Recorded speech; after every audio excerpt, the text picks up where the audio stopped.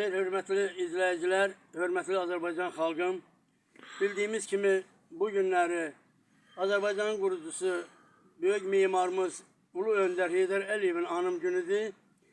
22 il bizi o insanla ayırır, o gözəl, dahi insanla ayırır və bu gün də biz onu anmaqda davam edirik. Tarix dönəcək, 100 illər, 1000 illər keçəcək. Xalqımız həmişə Heydər Əliyevi anacaqlar və onun gözəl siyasetin bugünkü günə bizi gətirib çatdırdığına görə onu həmişə Allah'tan rəhmət diləyəcəklər. Məlumuz olduğu kimi, hər kəsin bildiyi kimi, yəni Heydər Əliyev bu günlər bizim bugünkü xoş günümüzdə, firavan günümüzdə hər kəs, hamımız Heydər Əliyevə borçluyuq, Ulu Öndərə. Allah ona qəni-qəni rəhmət eləsin, qəbri nurla da olsun, bütün müsəlman duaları onun üçün olsun. Və bu günləri onun yolun davam etdirən müdrik siyaseti ilə dünyanı mat qoyan oğlu İlham Əliyev cənabları yaşayır. Allah ona uzun ömür versin, can sağlığı versin. Xalqımızı buradan belə də xoş günlərə çıxartmaqda ona güc versin. Ailə saadət arzu edirəm. Onun yoldaşında Mehriban xanımın da böyük ölkəmizdə haqqı var və biz o haqqı heç vaxt dana bilmərik. Və cənab prezident, möhtərəm İlham Əliyev, siz xalqın sizə olan məhəbbətin, dəstəyin dəfələrlə görmüşsünüz. Bir kəlmə səsinizə xalq ayağa qalxıb sizin arxınızda olub, həmişə sizi dəstəkləyib və buna davam edirik. Və ömrümüzün sonuna qədər hər kəs bunu davam elətdirəcək. Və sizin siyasətinizdə necə deyirlər, insanlar üçün xoş gələn bir anlar var ki, dövlətimizi xaricdə, dünyada tanıtmağımızla yanaşı, xalqımızı bir-birinə sevməkdə, yaxınlaşdırmaqda sizin böyük siyasətiniz olub və xalqın qeydinə qalaraq siz hər zaman deyirsiniz ki, yerlərdə məmurların, başçıların qeyri-etik, qeyri-qanuni hərəkətləri mənə vaxtında çatdırın. Bəli, zamanı gəlib, möhtərəm prezident. Məlumuz olsun ki, bizim kənd cəmaatının birgə yığışıb çəkilişin mən korrupsiya xəbər agentliyinə göndərmişəm və onun bugünə qədər də əziyyətini çəkirəm. Sağ olsun bizə dəstək olan məlumatçılar, yəni məlumat yayan dostlar sağ olsunlar. Amma mən şəxsən bir ağsaqqal kimi onun bugün də əziyyətini çəkirəm. Sabirabad rayon icra başçısı Süracəddin Cabbarov cənabları mənə öz mobil telefonu ilə zəng edib, mənə az yaşlı uşaq kimi sögüşlə mənlə danışıb və məni təhqir edib. Təhqir edib və sonunda mənə ultimatum verib ki, səni rayonda məhv edəcəm, səni öldürəcəm. Mən gərək qanun qarşısında hər kəs cavab etdi. O mənə işlədi ki, səni rayonda məhv edəcəm. Ona görə də cənab prezident, mən sizə telegram ünvanlamışam 2 gün bundan öncə. Xəbər agentliyi sizə məktub ünvanlayıb. Məni gözləyən təhlükə barədə. Mən çox xahiş edirəm, ölkə başçısı kimi bu işə əncam çəkəsiniz. Siz özünüz demişsiniz ki, hər şey barədə mənə vaxtında məlumat verin. Bax, məlumat verirəm. Bu insan rayon rəhbəri olaraq ağzına çıxartdığı kəlmə cinayət xarakterli bir kəlmədir. Mən xahiş edirəm, ölkə başçısı kimi buna tezliklə son qoyulsun. Mən Dövlət Təhlükəsizlik Komitəsinə üzümü tuturam. Xahiş edirəm, mənim özümün və balalarımın həyatın qorunmasında fəal iştirak edəsiniz. Siz dövlətin qanunların qoruyan bir təşkilatsınız və eyni zamanda heç kəsi nəzərə almadan qanun pozan insanları cəzalandıransınız. Mən əgər bu günləri bizim ordumuz həmişə, cəbhədə düşmənlə üz-üzə durub xalqımızı, sərhədimizi qoruyursa, polisimiz də daxildə, belə deyək, cinayətkarları, dövlətə qarşı çıxanları və başqa əməllə məşğul olan adamları cəzalandırmaqla məşğuldur. Bu da sadə xalqın yaşayışına kömək etmək deməkdir. Mən Vilayət Eyvazovla, Sabirabad rayon nazirimizlə görüşəndə mən onunla danışdım hər şey barədə. Bizim söhbətimiz çox səmimi alındı və bu sözləri mən ona işlədəndə o mənə təşəkkür elədi bu yaşda, bu diqqətimə görə. Mən həmişə diqqətli olmuşam. İnşallah ki, dünyamın sonuna qədər diqqətli olacağım. Baş prokurorumuzla da görüşmüşəm rayonda. İndi rayonumuza təzə prokuror göndərib inşallah ki fəal işçi olacaq.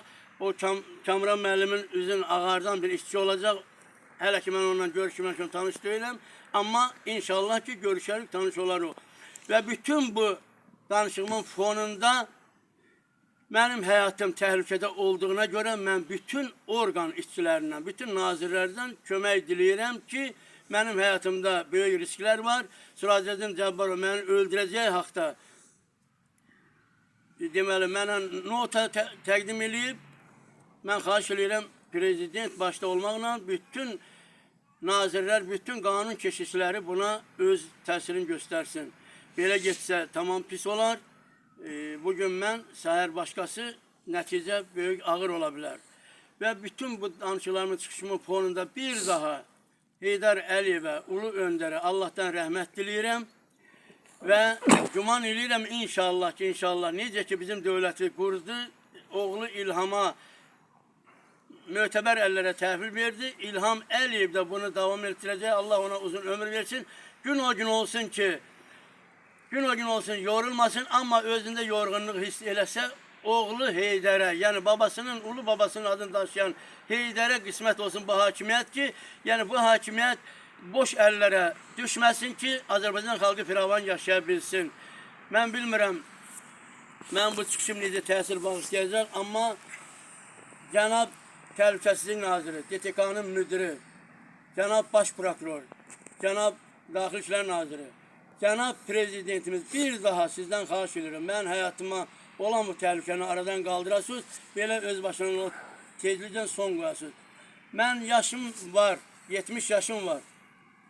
Əliyev Haqverdi Güləhmədoğlu, Sabirabad rayon Narlıq kənd sakini, yapın üzvü şəhid qardaşı, şəhid Qoşqar Əliyevin qardaşı, böyük qardaşı, bugün vərəsəlik daşıyan, atası, anası olmadığına görə, ailəsi olmadığına görə yeganə vərəsəsiyəm ki, bugünlər dövlətimiz məni şəhid ailəsi kimi hər yerdə qəbul edir, yəni dövlət strukturları mənə hörmət edir. Lakin Süracəddin Cabbarov mənə deyir ki, sənin heç bir statusun olmadığına görə sən özü şəhid ailəsi adlandıra bilməzsən, mən səni bir şəhid ailəsi kimi tanımıram.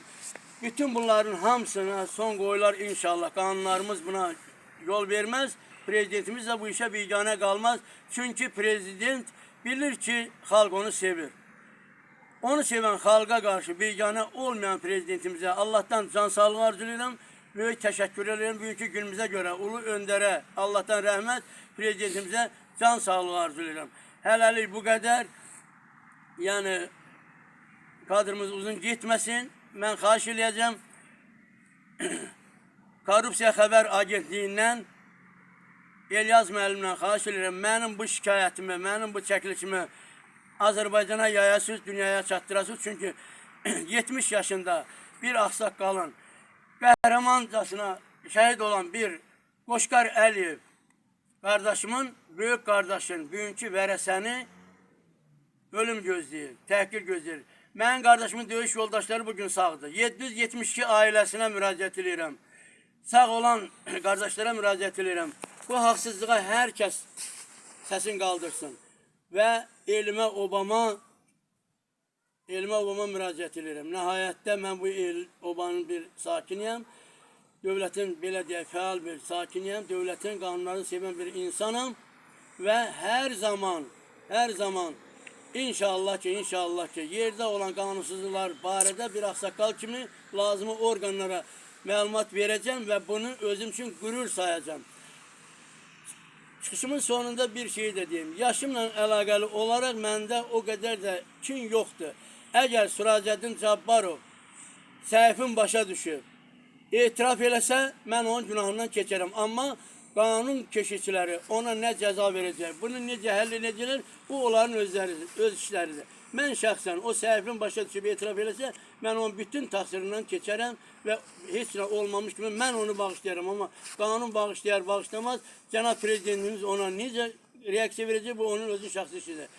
Çox sağ olun, diqqətinizə görə bir daha Heydər Əliyevə Allah rəhmət eləsin. Bugünkü günümüzə görə ona minnətdarıq. Biz böyük itki vermişik, 22 il bizi ayırır Ulu Öndərdən, Azərbaycanın memarından. Təşəkkür edirəm. Vaxtınızı aldığıma görə üzr istəyirəm. Hər kəsdən güman eləyirəm bu çıxışımın bir nəticəsi olacaq. Çox sağ olun.